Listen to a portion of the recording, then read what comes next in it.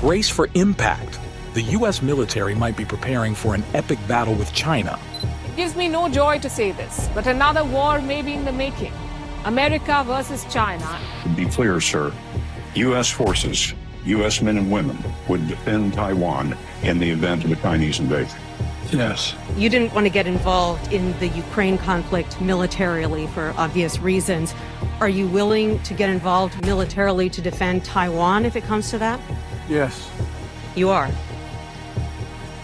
That's the commitment we made. A war with China would be disastrous, of course, in lives lost, but also to the global economy, perhaps as much as $10 trillion wiped out. And we have to use both military measures and economic measures to extract as much leverage over China as possible to deter them from going after Taiwan. So the Secretary of State certainly sent a strong message to Chinese officials about its support for Russia, the U.S. saying that it's enabling Russia to continue its brutal war in Ukraine. The U.S. is expanding its military access in the Philippines. The NATO chief is touring Asia as we speak. The UK is pushing for India and Japan to join the AUKUS military alliance. These may seem like unrelated developments, but when you connect the dots, the bigger picture emerges. The US and its allies are preparing to go to war with China. A top American general has issued the orders. He has asked his commanders to get ready for combat. So, what exactly is going on between China and the United States? Is China's military growth the next global threat? Or more importantly, is peace between China and the United States really hanging by a thread? Well, to answer that question, picture this. Out in the wide open Pacific Ocean, where the waters stretch as far as the eye can see and tiny islands dot the horizon, there's a simmering tension brewing. It's like a giant game of chess, with countries vying for power and influence.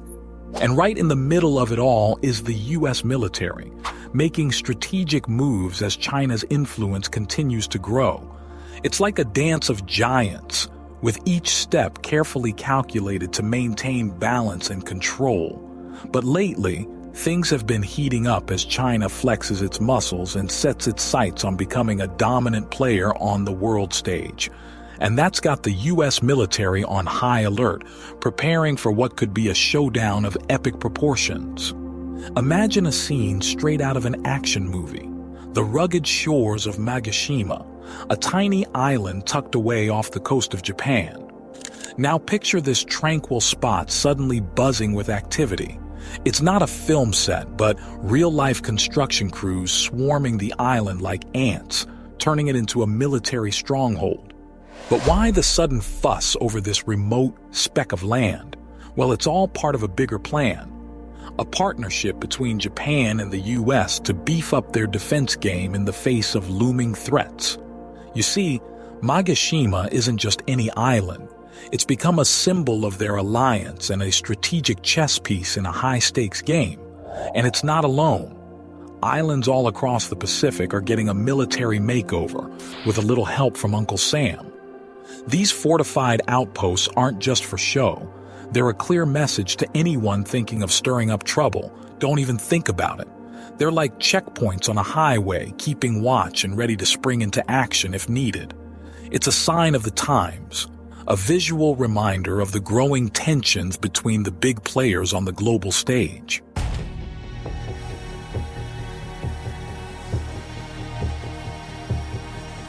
At the heart of this strategic shift lies the U.S. Department of Defense's National Defense Strategy, a comprehensive blueprint outlining the nation's security priorities. In its latest version, all eyes are on China, emerging as the top dog in the strategic competition arena. With its lightning-fast military upgrades and assertive moves in the South China Sea, China's got Washington on high alert. But why all the fuss? Well, here's the deal.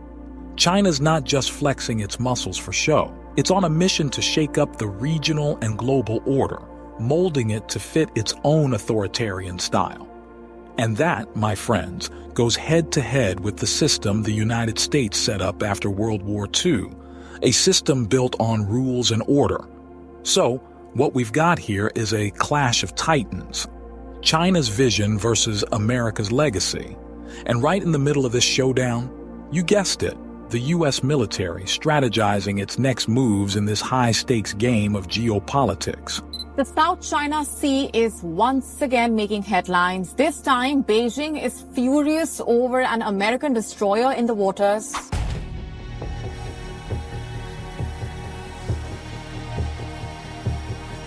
One of the biggest worries driving U.S. strategy is China's turbocharged military capabilities.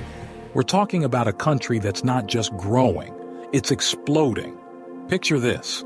Every year, China pumps out military deployments equivalent to churning out a whole British Navy every 4 years.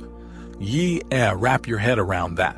It's a scale of growth that's downright jaw-dropping, and it's putting U.S. dominance and regional stability on shaky ground. Now let's talk about the elephant in the room, the South China Sea. China's been making waves there, and not the good kind. They're staking claim to territories left, right, and center, even building military bases on man-made islands like it's no big deal. It's all part of their grand plan to show who's boss in these waters. But here's the rub. Their sights aren't just set on little islands and reefs. Nope, they've got their eyes on Taiwan. It says if Taiwan is attacked, the U.S. will come to the island's defense. His government was quick to clarify that America's policy on Taiwan has not changed. They call it strategic ambiguity. And why is Taiwan such a big deal? Well, hold on to your horses, guys, because here's where things get real interesting. Taiwan isn't just some random island. It's a democratic powerhouse and a key player in the global tech game.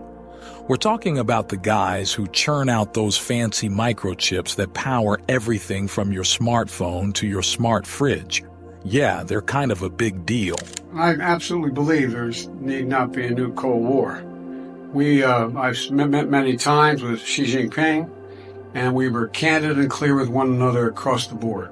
And I do not think there's any imminent attempt on the part of China to invade Taiwan. And I made it clear that our policy on Taiwan has not changed at all. It's the same exact position we've had. I made it clear that we want to see cross-strait issues peacefully resolved, and so it never has to come to that. And I'm convinced that he understood exactly what I was saying. I understood what he was saying. Now imagine if China decides to throw its weight around and swoop in on Taiwan. It's not just going to mess up your latest tech order. It could set off a domino effect of chaos. Global supply chains would go haywire, and we could be staring down the barrel of a full-blown conflict with consequences that stretch far and wide.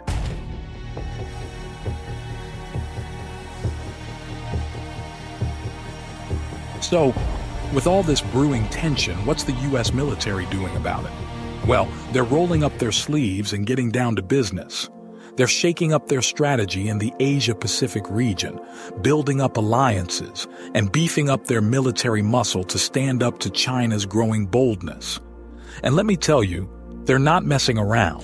The Chinese foreign minister also warned the United States against interfering in China's internal matters and sovereignty, which includes Beijing's claim on Taiwan. You've got bases in Guam, Japan, South Korea, and Australia. Well, they're not just sitting pretty, they're getting a serious upgrade. Think of it like fortifying your home against potential intruders. Only in this case, the intruder happens to be a global superpower. Now let's talk about Japan. These guys are like the US's right-hand buddies in the neighborhood, and they're not taking any chances.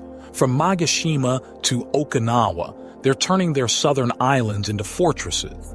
We're talking long-range missiles, electronic warfare units, the whole 9 yards. They're sending a clear message. You mess with us, you're gonna regret it.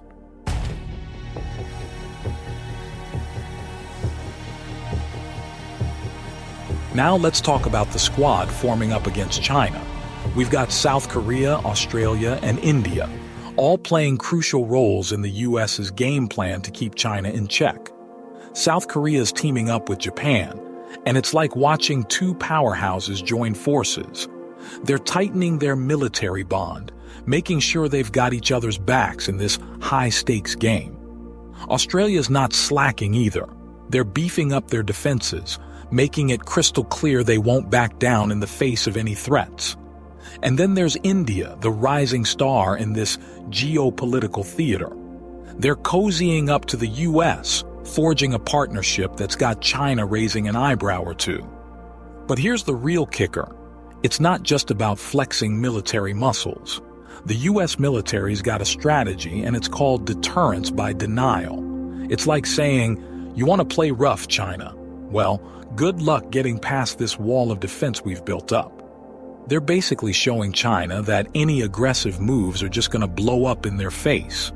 Figuratively speaking, of course. Because at the end of the day, what's the goal here? It's not about starting wars. It's about stopping them. The U.S. military's mission in the Asia-Pacific region is crystal clear. Keep the peace, keep things stable, and make sure everyone plays by the rules. It's all about upholding that international order, making sure everyone knows there are consequences for stepping out of line. My colleagues, when I meet other world leaders, I say, would you trade places with China?